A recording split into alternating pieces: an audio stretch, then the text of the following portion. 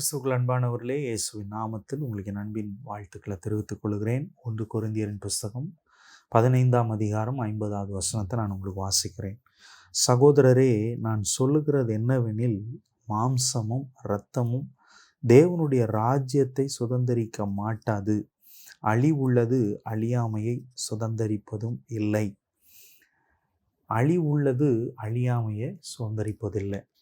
மாம்சமும் இரத்தமும் தேவனுடைய ராஜ்யத்தை சுதந்தரிக்க மாட்டாது. நான் சில வார்த்தைகளை சொல்கிறேன், சில வசன குறிப்புகளை சொல்கிறேன். நீங்கள் அதில் எல்லாம் பார்த்தீங்கன்னா, வாஸ்து பார்த்தீங்கன்னா, இந்த மாம்சமும் இரத்தமும் என்ன அப்படின்னு சொல்லிட்டு நீங்கள் விளங்கி கொள்ளலாம். 1 கொரிந்தியர் 6ஆம் அதிகாரம் 9ஆம் வசனம் 10வது வசனம் மற்றும் கலாத்தியர் 5ஆம் அதிகாரம் 21வது வசனம், எபேசியர் 5:5 இந்த வசனங்களை எல்லாம் நீங்கள் வாசித்து பார்ப்பீர்கள் என்று சொன்னால், அதில் எது தேவனுடைய ராஜ்யத்தை சுதந்தரிப்பதில்லை என்று அப்படின்னு சொல்லப்பட்டிருக்கிறது.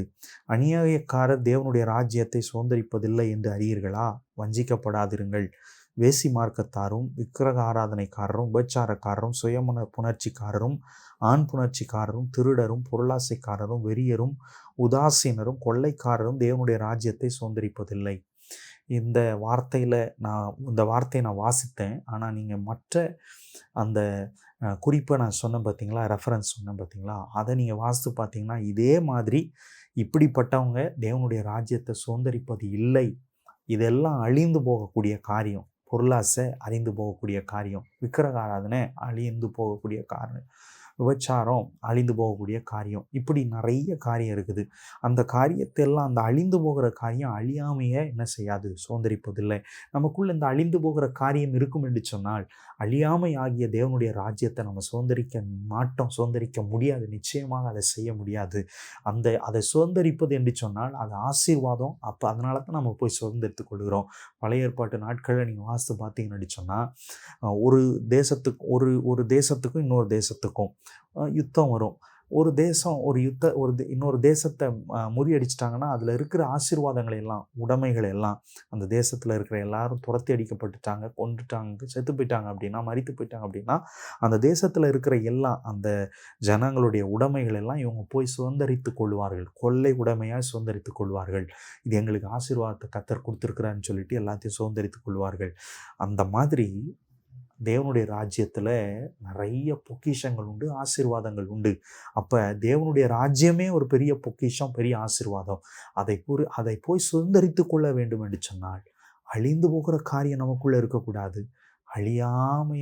அழியாத காரியங்கள் நமக்குள்ளே இருக்கணும். பரிசுத்தம், நல்லொழுக்கம், ஆவின் கனிகள், நற்குணம், அதெல்லாம் நமக்குள்ளே இருக்கும் பொழுது, இதெல்லாம் அழிந்து போகிற காரியம் அல்ல. இப்போ நம்ம செத்து போனாலும், நம்ம மரித்து போன பிறகும், நம்ம அடக்கம் பண்ணப்பட்ட பிறகும், இந்த நற்குணம், ஆவியின் கனி, நல்ல காரியங்கள் நமக்குள்ளே இருக்கும் பொழுது அதை குறித்து பேசுவார்கள். அப்படின்னா நாம் இந்த சரீரம், மாம்சம் மரித்து போச்சு, அடக்கம் பண்ணிட்டாங்க.